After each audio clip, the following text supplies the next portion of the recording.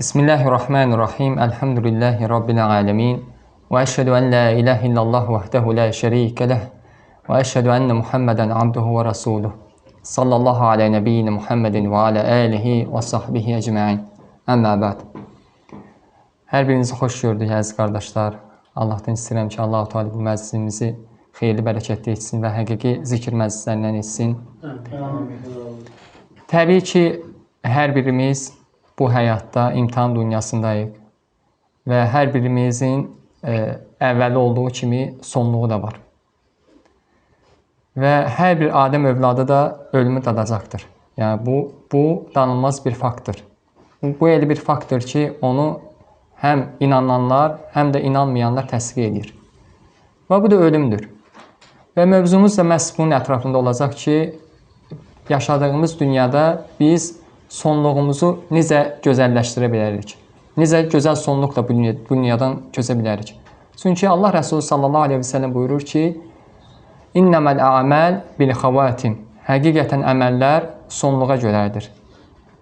Və insanın sonluğu gözəl olarsa, o, axirətdə nizat tapanlardan olar. Yox, əgər onun sonluğu pis sonluqla bitərsə, Allah qorusun və nəticə etibarilə də onun sonluğu da pis olduğu üçün axirəti də zay olar.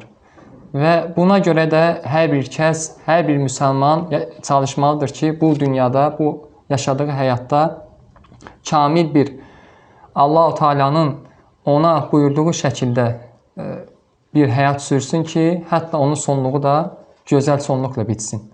Və hər bir Adəm övladı ölümü dadacaqdır. Necə ki, biz bunu zikr etdik.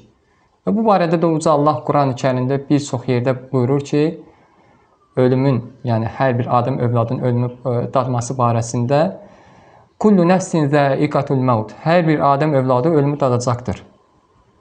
Hər bir Adəm övladı. İstər qoca, istər cavan, istər kasıb, istər varlı, istər kişi, istər qadın, hər bir kəs, insan və qeyri-insan, məxluqlardan hər bir kəs bu dünyada məxluqdursa, yəni məxluq sifətini, məxluq adını daşıyırsa, xaliq istisna olmaqla, o da uca Allahdır. Hər bir məxluq ölümə məhkumdur, yoxluğa məhkumdur. Və ələxüsusda insanlar. Çünki insanlar digər məxluqlardan, yəni fərqli olaraq onları hesab gözləyir qiyamət günü. Buna görə də yəni əsas insanlar bu şeyə diqqət etməlidir ki, onun sonluğu gözəl bitsin ki, nəticədə də yəni haqq hesab dünyasında da qurtulanlardan, nizat tapanlardan olsun. Və digər ayət-i kərimdə də Allah-u Teala buyurur ki, İnnəkə meyyitun və innəhum meyyitun. Həqiqətən sən də öləcəksən, burada sən də öləcəksən. Xitab kimədir? Bəli, Peyğəmbərimiz sallallahu aleyhi ve səlləmə.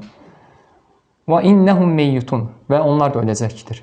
Baxın, Allah-u Teala hətta Muhammed sallallahu aleyhi ve səlləm, hansı ki, bəşəriyyətin ən üstünü, ən fəzilətli, ən əfsəl insanlardan olan, yəni Adəm əleyhissalam yaranandan bəri, hətta qiyamətə qədər, buna rəğmən Allaha ən yaxın insan haqqında da Allah-u Teala xəbər verir ki, sən də öləcəksən və bütün insanlar da öləcəkdir.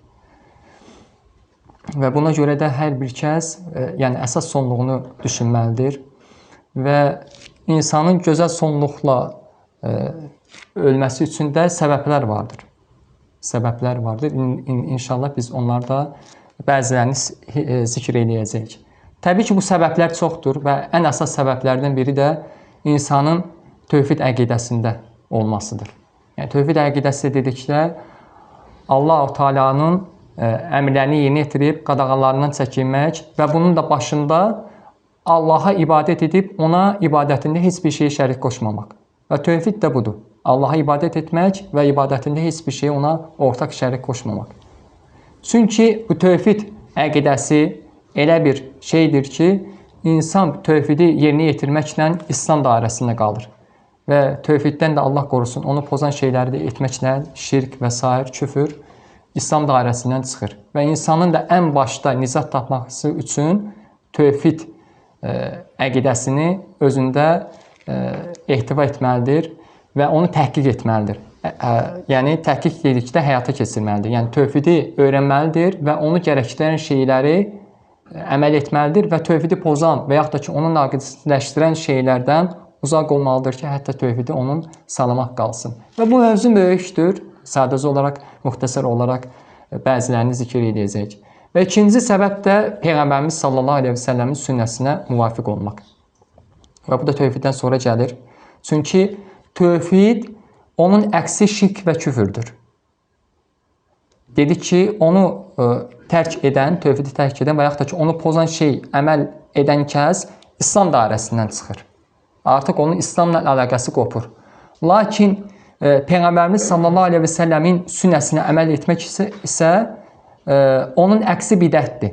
Bidət edən kəs isə yəni İslam dairəsində qalır, lakin Allah Rəsulü sallallahu aleyhi və səlləmin sünnəsindən çıxmış olur. Və bidət də iki cürdür. Küfrü olan bidətlər və küfrü olmayan bidətlər. Küfrü olan bidətlər də o tamamilə insanı İslam dairəsindən çıxarır. Lakin küfrü olmayan bidətlər isə insanı İslam dairəsində, yəni saxladığı kimi buna rəğmən onu sünnə dairəsindən, yəni Allah Rəsulü sallallahu aleyhi və səlləmin yolundan azdırır ki, yəni hər ikisi də təhlükəlidir. Çünki bidət günahlardan da daha şiddətlidir. Və Allah Rəsulü sallallahu aleyhi və səlləmin də sünnəsinə uymaq insanın gözəl sonluqla bu dünyadan köçməsinə vəsilələrdəndir. Və həmçinin Allah-u Teala haqqında gözəl zəndə olmaq. Və bu da mühümdür. Yəni insanın daim Rəbbi haqqında gözəl zəndə olması. Çünki pis zənn elədir ki, insanı bu həyatda onun ümidini kəsir. Yəni insanın pis zənnə qapılması nəticə etibarilə onun Allah haqqında pis zənnə düşməsi onun axirətini də zayidir. Yəni insan əgər Rəbbi haqqında pis zəndə olsa ki, desə ki, Rəbbim məni bağışlamayacaq, mənə rəhm etməyəcək və nəticə etibarilə onun ümidi artıq Allahın rəhmətindən kəsildikdən sonra o salih əməllərə tərəf getməyəcək və olduğu günahlar üzərində də davam edəcəkdir. Və bunun da bağlantısı salih əməllərlədir. Hansı ki, indi dördüncü səbəbi biz zikr edəcəyik. Yəni insanın Rəbbi haqqında gözəl zəndə olması onun salih əməllərə yönəlməsinə səbəbdir. Yəni onu bir növ gözəl zənn vasitəsilə insan salih əməllərə təşviq olunur. Düzdür, yəni insan heç də gözəl zəndə olmaq o demək deyil ki, mən günahlar üzərində davam edeyim, Rəbbim bağışlayandır, rəhm edəndir, yox. Gözəl zənn odur ki, insan salih əməl edir və onun Allah-u Teala'nın yəni rəhməti ilə onun salih əməllərinin Allahdan qəbul olmasına ümid edir və həmçində etdiyi günahların Allah-u Teala tərəfindən bağışlanmasına ümid bəsləyir. Yəni gözəl zəndə həqiqi bu zəndə budur. Necə ki Peyğəmbərimiz sallallahu əleyhi və səlləm hədislərinin də birində buyurur ki, sizlərdən biriniz Rəbbi haqqında gözəl zəndə olmadan ölməsin.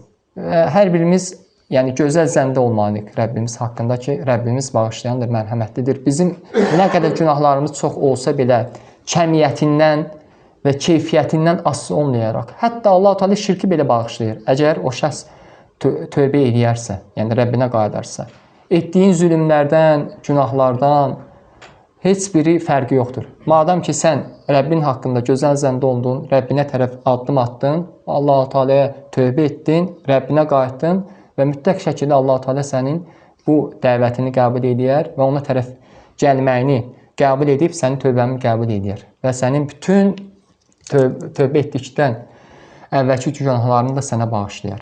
Bu da Allah-u Teala'nın qulları üzərində olan fəzilətindən, rəhmətindən irəli gəlir ki, bizim üzərimizə düşən Rəbbimiz haqqında gözəl zəndə olmağımızdır.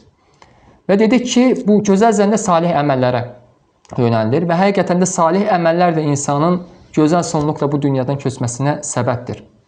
Çünki insan nə üzrə yaşayarsa, yəni həyatın nəyin üzərində olarsa, o şəkildə də gedər.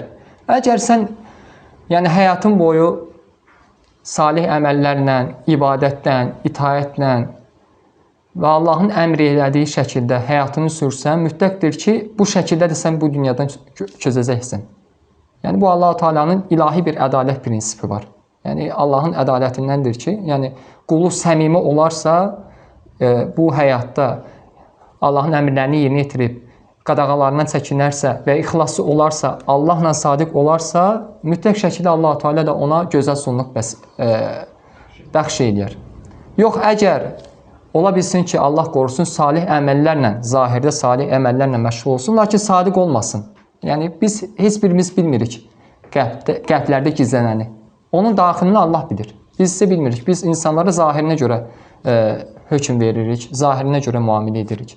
Əgər o şəxs ki, necə ki, Allah Resulü sallallahu aleyhi ve sellem digər hədisində buyurur ki, bir şəxs ömür boyu yəni itaətlə, ibadətlə məşğul olar, lakin onun cənnət əhlinin etdiyi əməlləri eləyər, onun ölümünə, onunla onun arasında ölümünə bir qarış qaldığı vaxt cəhənnəm əhlinin, yəni kitabı onu, yəni Allah-u Teala'nın qədəri onu qabaqlayar və cəhənnəm əhlinin etdiyi əməli eləyər və Allah qorusun, nəticə etibarilə də cəhənnəmə daxil olur. Baxın, insan illərlə gözəl əməl eləyir, salih əməllərlə məşğuldur, lakin yəni sonda etdiyi bir günahı səbəbi ilə Allah qorusun, cəhənnəm əhlinin etdiyi bir əməli eləyər və o üzrə də dünyadan köçdüyü üçün səbəb olar ki, o insan yəni cəhənnəmə varis olar. Allah qorusun. Və bunda səbəbi nədir? Yəni insanın Allahla sadiq olmaması və Allahla olan sadiqlik də ən başda olan səbəblərdən biridir. Yəni insan ən birinci qəlbini düzəltməlidir. Yəni ixlasını, Allah-u Teala ilə olan sadiqliyini. Ondan sonra isə zaten bu insanın zahirinə təcəlli edir. Və sonra isə insanın günahlardan çəkinməsi. Yəni insan əgər hansısa bir günahlar üzərində vərdiş edibsə, o üzrə davam edirsə, Allah qorusun, bu da onun həlakına səbəbdir. Yəni ümid az olur ki, o şəxs nədir? Sonda islah olunsun. Çünki bir insan həyatını əgər günah, zəlalət üzərində davam edirsə, ona edilən tövsiyələri, nəsihətləri qəbul etmirsə, qulaq ardına vurursa, onun da Allah qorusun pis sonluqla, yəni hansı günah üzərində davam edirsə, deyək ki, içki içəndir, zina eləyəndir, sələm yeyəndir və illərlə bu həyatı sürür bu insan. Allah qorusun, sonda da əgər Allah-u Teala'nın rəhməti və fəziləti olmasa, yəni o tövbəyə müvəffəq olmasa, nəticə etibarilə o şəxsin həmin o günah üzərində də köçməsinə səbəb olur və məlumdur ki, yəni o halda da ölənin axirətdəki halı, Allah qorusun. Ona görə də mütləq şəkildə əgər insan ola bilsin ki, mömindir, müsəlmandır, lakin Allah qorusun, yəni bizə bəlli olmayan günahlarla məşğuldur, vərdiş eləyib, zinə eləyir, içki içir və s. Yəni biz bilmirik. Yəni insan onu öz nəfsini daha yaxşı bilir Allah-u Teala'dan sonra. Hansısa bir, yəni gizlində etdiyi bir əməli varsa, mütləq şəkildə o əməlindən tez bir zamanda tövbə etməlidir ki, hətta o əməl üzərində dünyadan köçməsin. Çünki biz bilmirik bizə ölüm nə zaman gələcək. Yəni bir göz qırpımında belə bizə ölüm gələ bilər. Yəni bugün biz oturmuşuq, söhbət edirik, zikir məclisində əyləşmişik. Biz bilmirik ki, bu an və yaxud da ki, bu məclisdən çıxdıqdan sonra başımıza nə gələcək. Heç kəs zəmanət vermir. Heç kəs bilmir başına nə gələcək. Öləcəkmi, sağ qalacaqmı, nə qədər yaşayacaq. Onu yalnız bilən Allahdır. Allah-u Teala da bunu gizli saxlayıb heç bir kəsə, hətta öz peyğəmbərlərinə belə bunu xəbər verməmişdir. Və ona görə də insan hər an bunu düşünməlidir ki, tez mən bu əməlimdən, bu pis vərdişimdən, günahımdan dönməliyəm ki, Allah-u Teala məni bu hal üzərində öldürməsin. Bu hal üzərində canımı almasın. Və buna da misallar var. Bu həqiqətən baş vermiş bir təsirli bir qissədir. Bu yaxın zamanlarda baş vermiş bir hadisədir. Şeyxlərdən biri deyir ki, bu yəni İslam ölkələrindən birində baş verib, gənclər arasında. Deyir ki, gənclərdən biri bir dəfə bir toplum gənc gəldilər, mənə dedilər ki, ağlayaraq, bəs bizim bir dostumuz dünyadan köçübdür. Yəni müsəlman bir gənclər. Və bu hadisəni başdan ayağa danışırlar. Deyir ki, ey şeyx, biz cahil həyatı sürürdük. Yəni baxmayaraq ki, müsəlman idik, lakin cahil həyatı sürürdük və əylənirdik və s. Və deyir, biz pornoqrafik şeylərə meyilli idik. Bilirsinizsə, pornoqrafiya dedikdə günümüzün bəlalarından biri. Allah-u Teala hər bir gənclərimizi bu şeylərdən qorusun. biz buna bağımlı idik. Yəni buna vərdiş etmişdik bu şeyə və bizim deyir dostumuz da var idi. O internetdə bir hansısa bir sayta abunə olmuşdu və ona müəyyən ödəniş eləyirdi və nəticədə də bizə hər həftə çılpaq qadınların olduğu videolar, rəsmlər gəlirdi. Bunun meylinə. Və o da onun meylinə, hesabına bu şəkillər gəldiyi zaman onu öz dostlarına göndərərdi. Yəni həmin bu qrup dostlarına. Və elə olur ki, bir müddətdən sonra bu yorulur və deyir ki, mən ən yaxşısı bunu avtomatik edeyim. Hər dəfə mənim hesabıma bu gəldikdə, həmin o saytdan bildirişlər gəldikdə, həmin o rəsmlər birbaşa sizə yönləndirilsin. Və beləcə onun avtomatik sistemə qoyur və hər dəfə bunun meylinə gəldikdə o əli ilə onu seçib təyin edib yollamır. Hər dəfə onun meylinə gəldiyi zaman birbaşa olaraq avtomatik şəkildə bunun dostlarına yönləndirilir. Və həmin o gənclər deyir ki, elə olur ki, bir müddət belə davam etdikdən sonra biz yol qəzası keçirdik, avtomobil qəzası və həmin qəzada da deyir, bizim hamımız sağ qaldıq, Allahın rəhməti ilə. Lakin həmin o dediyimiz o dostumuz Allahın əcəli ilə öldü, dünyadan köçdü. Və deyir, onu dəfində iştirak etdik, bastırdıq və sonra həmin həftənin sonunda bizə ondan həmin o məktublar gəlməyə başladı. Və biz dəhşətə gəldik ki, subhanallah, adam ölübdü, lakin onun meyli ilə hələ də həmin o pis rəsmlər gəlməkdə davam edir. Və deyir ki, biz peşman olmuşuq, lakin biz nə edə bilərik ki, ondan bu məktublar gəlməsin. Çünki bilirsiniz, yəni Allah qorusun, insan öldükdən sonra əgər o özündən sonra pis əməl buraxıb gedərsə və o pis əməl davam edərsə, o qəbirdə yatdığı halda ona günah gedir. Və bunu da qarşısını almaq üçün dostları deyir ki, biz müraciət elədik həmin o saatin şirkətinə ki, bəs bu adam ölübdür, biz istəmirik ona günah yazılsın. Yəni qəbirdə yatır adam, amma ona günah gedir hər dəfə o mesajlar gəldiyi zaman. Və saitin rəhbərliyi ilə əlaqə saxlayırlar, lakin deyirlər ki, mümkün deyil, onun parolu lazımdır, kodu lazımdır və beləcə o bir müddət, aylarla, illərlə o şəkildə davam edir və şeyxə bunu danışırlar, ağlayaraq və şeyx deyir ki, yəni ümid edirik ki, Allah-u Teala onu bağışlayar, yəni haqq hesaba çəkən Allahdır, lakin sizlər üçün də buradan dərs çıxarılası ibrət olan bir şeydir ki, yəni bu şeydən çəkinəsiniz və siz də əgər tövbə edibsinizsə, bu şeydən çəkinibsinizsə, bu da Allahın rəhmətidir, fəzilətidir. Və nə xoş o insanın halına ki, o insan öldükdən sonra ölür və günahları da onunla bərabər ölür. Nə bədbəxt də o insandır ki, o insan ölür, lakin günahları da yaşayır. Çünki Peyğəmbərimiz sallallahu aleyhi və səlləm hədislərinin birində buyurur ki, insan öldüyü zaman İzə mətə bəni Ədəm İnqata'a amaluhu illə min thələth. Adəm övladı öldüyü zaman onun 3 şey istisna olmaqla bütün əməlləri ondan kəsilər. İllə min sadaqatin cəriyə.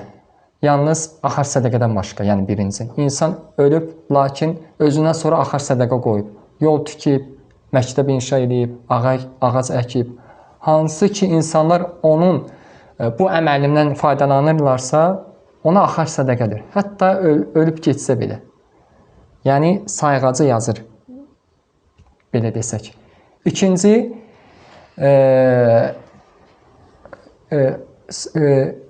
isə birinci dedi ki, sədaqatül cəriyə.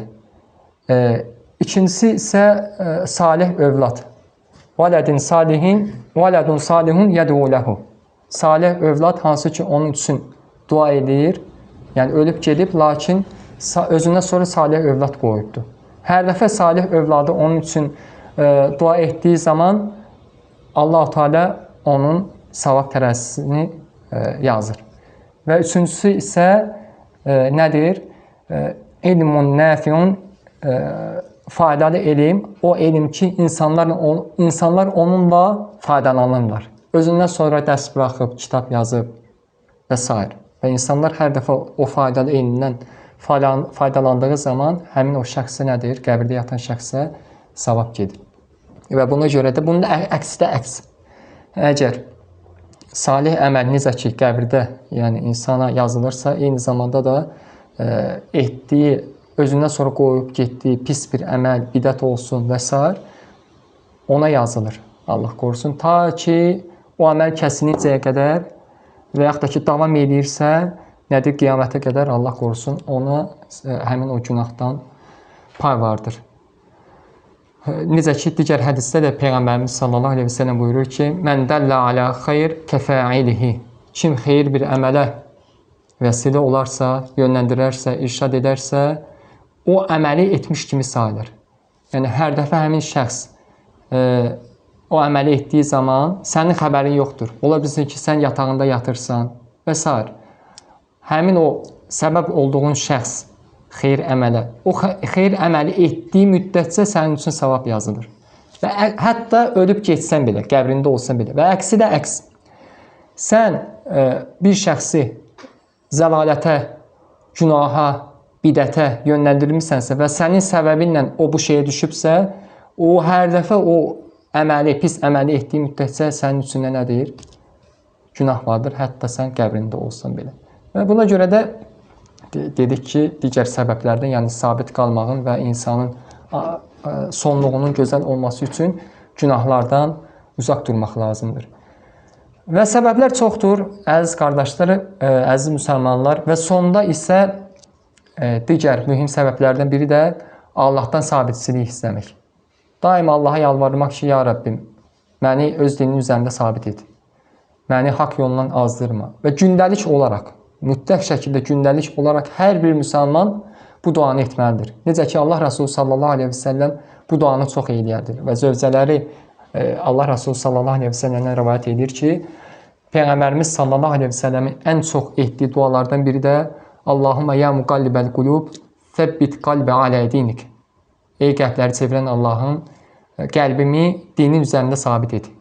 Allahumma ya musarrifəl qulub, sarrif qalbə alə taatik. Ey qəlbləri yönləndirən, çevirən Allahım, qəlbimi itaətinə doğru yönət. Baxın, Allah Rasulü sallallahu aleyhi və səlləmin ən çox etdiyi dua. Baxmayaraq ki, Allah Rasulü Muhammed sallallahu aleyhi və səlləm ümmətin ən fəzilətlisi idi, Allahın dostu xəlili idi, Allah Rasulü idi. Və Allah-u Teala onun keçmiş və gələcək günahlarını bağışlamışdır. Buna rəğmən nədir? Allahdan sabitçilik istəyirdi. Əgər Allah Rasulü sallallahu aleyhi və səlləm bunu eləyirsə, bizlərin, o zaman bizim halımız necə? Biz daha layiqik ki, bu duanı daha çox eləyək. Yəni, daim namazlarımızda, xüsusən səcdələrdə, yəni bu duanı unutmayaq və bu duanı əzbərləyək. Hər bir müsəlman bu duanı əzbərləməlidir. Və ümumiyyətlə, mövzudan qırağa çıxsaq, digər dualar da var ki, o dualar da mütləq şəkildə hər bir müsəlman tərəfindən gündəlik olaraq edilməlidir ki, onlardan da biri fayda olaraq bunu da zikr eləyək. Allahumma Rabbənə ətinə fid-dunya həsənə və fil-əxirəti həsənə və qinə azəbənlər. Bu da məşhur dualardandır, hansı ki, Quran-ı Kərimdə keçir. Allahım, ey Rəbbimiz, bizə həm bu dünyada, həm də axirətdə yaxşılıqlar, həsənətlər əta et və bizi azəbənlər nədən qoru? Cəhənnəm azabından qoru. Bu da məşhur dualardandır və Allah Rasulü sallallahu aleyhi və səlləmin etdiyi, ən çox etdiyi dualardandır və eyni zamanda bu da elə özü-özlüyündə Allahdan sabitçilik üçün edilən dualardandır və həmsinin Allahümmə inni əsəlukəl muafət fid-dunya və fil-əxirə.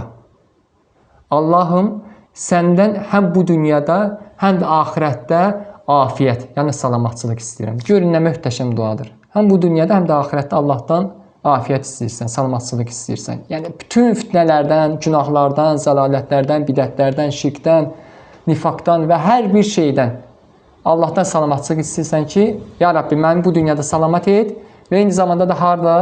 Axirətdə, cəhənnəm azabından qoru. Məni cənnətinə daxil et. Və buna görə də mütləq şəkildə insan bilməlidir ki, yəni tövfiq, yəni müvəffəqiyyət Allah-u Teala tərəfindəndir. Yəni biz istəsək də, istəməsək də Allah-u Teala müvəffəq etməsə, biz o əmələ, o şeyə müvəffəq olmarıq. Ona görə alimlərin məşhur sözü var, hansı ki bu söz qızıl hərflərlə yazılmalıdır. Deyirlər ki, yerdən səmaya qalxan ən çətin şey ixlasdır. Səmalardan yerə nazil olan ən çətin şey isə, ağır şey isə müvəffəqiyyətdir. İndi açıqlayaq. Yəni, ixlas birincidir ki, yerdən səmaya qalxan ən çətin şey, ağır şey ixlasdır. Hər birimiz əməl edirik. Əməl etmək asandır. Nə var ki? Namaz qılmaq, zəkat vermək, oruç tutmaq, Ramazan orucunu tutmaq, həcc etmək, ümrə etmək və s. Bunlar hamısı əməllərdir, zahirdə olan əməllərdir, salih əməllərdir. Asandır, elə də çətindir. Lakin onu qorumaq, onu ixlasla etmək, bunu hər bir müsəlman bacarırmı, bacarmırmı? Sual bundadır. Ona görə də ən başda, yəni şeytanın yaxınlaşdığı ən çox şeylərdən biri də, yəni o əməli etdikdən sonra və yaxud da ki, edərkən onun niyyətini dəyişmək, ona riya daxil etmək, ona ucub özünü bəyənmək daxil etmək, ona göstəriş daxil etmək, süm'a eşitdirmək kiməsə. Bu şeylərlə ya o əməli naqisləşdirmək və yaxud da ki, kökündən o əməli pozmaq, məhv etmək ki, hətta yəni o əməli Allaha tərəf qalxmasın, o salih əməli. Və dedik ki, ikinci də müvəffəqiyyət də, yəni səmadan yerə enən ən ağır şeydir və dedik ki, biz istəsək də, istəməsək də Allah müvəffəq etməsə, heç birimiz nədir? Nail ola bilmərik, o əmələ, salih əmələ müvəffəq ola bilmərik. Ən başda, yəni Allah müvəffəq etməlidir ki, biz müvəffəq olaq. Ona görə də əziz qardaşlar, əziz müsəlmanlar, bilməliyik ki, ibrət naqis başlanğıcsa deyil. Hər birimizin başlanğıcı, çoxumuzun başlanğıcı naqis olub. İbrət nədədir? Kamil sonluqdadır. Yəni, biz başlanğıcımız naqis olsa da, biz hər şeyi geridə buraxmalıyıq, sonluğumuz üçün çalışmalıyıq. Və sonluğumuzun da gözəl olması üçün gözəl həyat sürməliyik ki, Allahın bizə əmr etdiyi şəkildə həyatımızı davam etməliyik ki, əmrlərini yerinə yetirib, qadağalarından çəkinmək, o şəkildə də bizim sonluğumuz gözəl olsun. Və dedik ki, səbəblər çoxdur, yəni kim zikr eləyər, başdan hətta təkrar olsun və fayda olsun. Birinci deyik ki, nədir? Tövhiddir, yəni Allahın ən birinci əmridir və bütün peyğəmbərlərin zaten dəvəti də bunun üzərində olub. Çünki tövhid insanın həm bu dünyada, həm də axirətdə nicatını gərəkdirən ən birinci səbəbdir, ən birinci şeydir. İkinci, sünnə. Yəni Allah Rəsulü sallallahu aleyhi və səlləm sünnəsinə tabi olmaq, ittiba etmək. Çünki kim sünnə ilə gedərsə, o nicat tapar. Kim də sünnədən azarsa, o da həm bu dünyada, həm də axirətdə qüsurana, zəlalətə uğrayanlardan olur. Üçüncüsü isə dedik ki, salih əməllə də özü nədir? Salih əməli hansı ki yönləndirir? Gözəl zənn. Allah-u Teala tərəfindən insan Rəbbi haqqında gözəl zəndə olması. Və bu da səbəbdir insanın. Dördüncüsü isə salih əmələ müvəffəq olmasına. Beşincisi isə günahlardan, insanın asiliklərdən, günahlardan, xüsusən böyük günahlardan çəkinməsi və böyük günahlar üzərində vərdiş alıbsa, istərsə də kiçik günahlar. Çünki kiçik günahlar da eyni zamanda böyük günahlara aparan vəsilələrdəndir. Bunlardan çəkinməsi. Sonda isə dedik ki, bəli, müvəffəqiyyət diləmək, Allahdan sabitçilik istəmək, daim Allaha yalvarmaq, dua etmək ki, ya Rəbbi məni öz dinin üzərində sabit et. Və bu qədər əziz müsəlmanlar, Allahdan istəyirik ki, Allah-u Teala bizi öz dinin üzərində sabit etsin və bizi gözəl sonluqla bu dünyadan köçməyə müvəffəq etsin və bizi həm bu dünyada, həm də axirətdə də xüsurana uğrayan qullarından etməsin və nicat tapan qullarından etsin və doğrusunu Allah bilir. Və sallallahu aleyhi və səlləm Muhammedin və alə əlihi və sahbihi əcməin.